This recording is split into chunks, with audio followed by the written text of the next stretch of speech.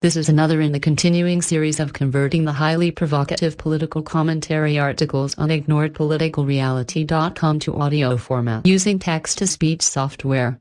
This particular article is titled A Call to Arms and was originally published on February 23, 2014. The article reads as follows. On May 16th of this year, there is yet another mass demonstration to take place in the District of Corruption that has been scheduled by its organizers many months in advance. Scheduled so that many people can arrange their own personal schedules in order to attend. They will set their DVRs to record their favorite television programs while they are away. Many will arrange babysitters to watch their children while they are away. Deliveries will be postponed until they return. Then they will head off to the District of Corruption to join with others who have made the same advanced preparations in order to listen to pro-America speeches that will be given by those who the media has appointed to be the highly paid spokespeople for the right side of what is actually America's totally owned and controlled one political party system. At each preset state area, the media cameras will have been set up at the most advantageous positions to give the most favorable view of the media darlings that will be giving those pro-America speeches. People will show up quite possibly en masse again, and as before, many will be decked out in colonial dress complete with three-cornered hats. There will be many carrying the Gadsden flag.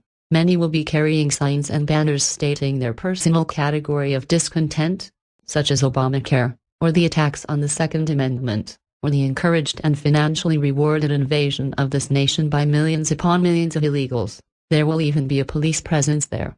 Not to keep the people in line, because those on the right side of the party are too polite to even attempt to do something that could be construed as violent in nature. The police presence will be there primarily for the cameras to also record, and their presence will be shown repeatedly on the media catering to the left side of the party, stating how the demonstrators were successfully kept in line by the police. However, being that the event was scheduled many months in advance, there will be no leftists found anywhere in the District of Corruption on that day. Being a Friday, Congress will have left early. Thus, the only visible presence in the area that day other than those who live in that city will be the demonstrators and the police. Then will come the speeches by the highly paid media darlings appointed to be the leaders and spokespeople of the right side of the party, where they will all in their own fashion shout out, "We're mad as hell and we're not going to take it anymore." There will even be speeches given by a couple of the very few politicians that America's actual owners have even funded for office to keep alive the illusion of political diversity in America. They will state the importance of staying banded together because by doing so they will most definitely keep the idea of freedom alive. There will be massive applause at each of those speeches. At the end of the day, everyone will pack up and return to their homes, once again feeling good about themselves that they were there. They will actually feel that they have accomplished something positive by attending that get-together. They will feel that they have successfully drawn yet another line in the sand that they dare the government to cross. Until it does. And then another rally will be scheduled months in advance where they will come back again to listen to more speeches by the media-appointed spokespeople, and they will draw yet another line in the sand. Will anything positive have been accomplished by this pre-scheduled rally? Most definitely yes. The owners of the gas stations, whether private or corporately owned, will see an increase in profits for that day and a couple of days prior and post-rally. Restaurants will see an increase in profits for the same brief period, as will hotels and motels and convenience stores. And in this nation where the economy is being deliberately destroyed, any increase in profits, even briefly, is welcomed by businesses. Other than that, no. Not in the physical realm anyway. However, in the emotional realm, a great deal will have been accomplished. America is a very unique country. It was established on the concept of true freedom for all. It was established in such a way that the people were actually meant to govern themselves by limiting the size, scope, and power of government. Those concepts made America almost invincible. As such, it grew to be a very powerful nation. It truly was the shining beacon for all the people of the world to look up to. But there have always been those that hated freedom and felt that all people should be controlled, but America became just too powerful to outright overthrow. That didn't mean that it couldn't be overthrown. It only meant that to accomplish that task would take a very long time, and it would have to be accomplished from the inside and with the actual help of the American people themselves. There was only one group that was capable of such a task because they had unobstructed access to all countries on the planet. And that was the financial group of international bankers and industrialists. This group eventually became the dominant power throughout the world, America included. The media is the most powerful emotion-driving force in all areas of the world. All of the major media throughout the entire world eventually wound up being owned and controlled by just 6 corporations, and the ownership of those corporations was comprised of the same group of financial globalists where they could control the emotions and actual thought process of all people. Americans had long since, and under the guidance of the media, gone against the wishes of the founders of this nation and aligned themselves with primarily 2 political parties. Those parties needed financial funding which the globalists gladly supplied in return for control of those parties. The 2 parties in essence became actually one political party, operating under the orchestrated delusion of there being 2 separate parties. Communism is self-defeating and cannot function without capital. The globalists supply this capital, and because the left side of the party was considered to be the less intelligent and the more able to be emotion-manipulated group, the communists were appointed the overseers of that side of the party to further the illusion of political diversity. They do not own or truly control that side of the party, they are only there to further an illusion. And those on the left side of the party willingly succumb to that control because they do not really know any better. Those that aligned themselves with the right side of the party were more difficult to control and manipulate, so for them a different division of the media was created by this same financial group that would initially align itself with those people, and then ever so gradually begin to move them back toward the center and finally to the left side, convincing them that this would be the only way for them to accomplish anything politically. And that plan is showing very positive results as time continues. The media, through all of its divisions, from network news to television and movies, and naturally through the highly influential music industry, has slowly and very painstakingly converted America into an overall passive nation.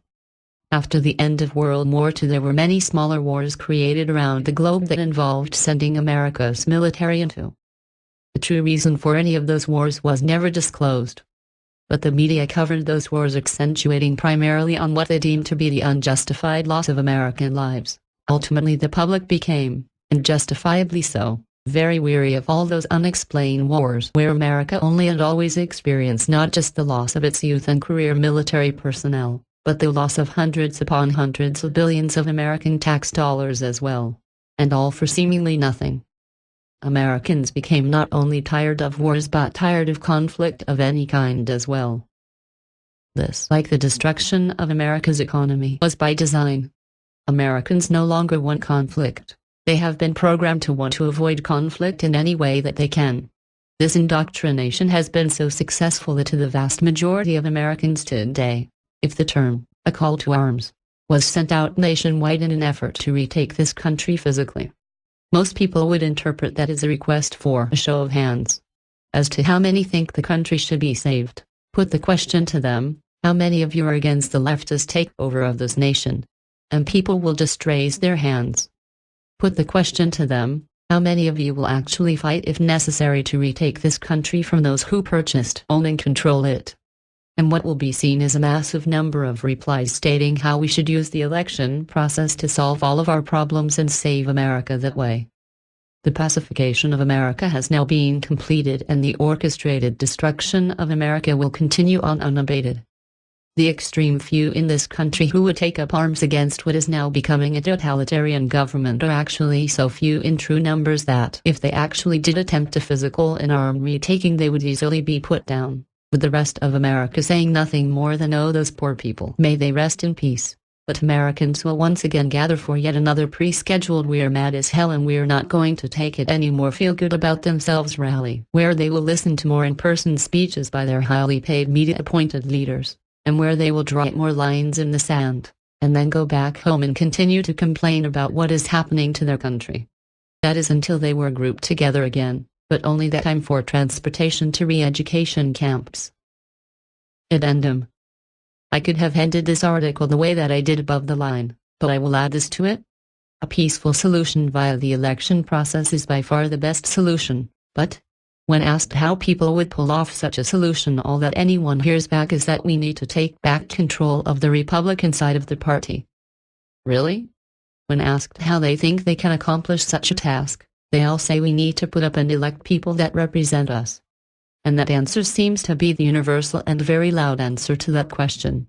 Then, when you ask the people if they truly think that the owners of America's government would actually financially fund and get elected a sufficient number of people for office who are against the owners of this nation's government, what you hear from them is absolutely nothing, nothing but dead silence. So how can people take back control of what they never had control of to begin with? How can they expect the owners of America's government to financially fund and get elected to office a sufficient number of people that are against what the owners of America's government are doing to this nation? The only answer is to form a self-funded third political party that is totally free of corporate control. A party that will actually represent the American people themselves again, like it was in the very beginning of this nation. It can be done, and many, including myself, have published the way that it can be done. But Americans have been successfully indoctrinated to believe that they cannot fight the financial power of the financial globalists, and as such will continue to seek the help of the financial globalists to free America from the ownership and control of the financial globalists.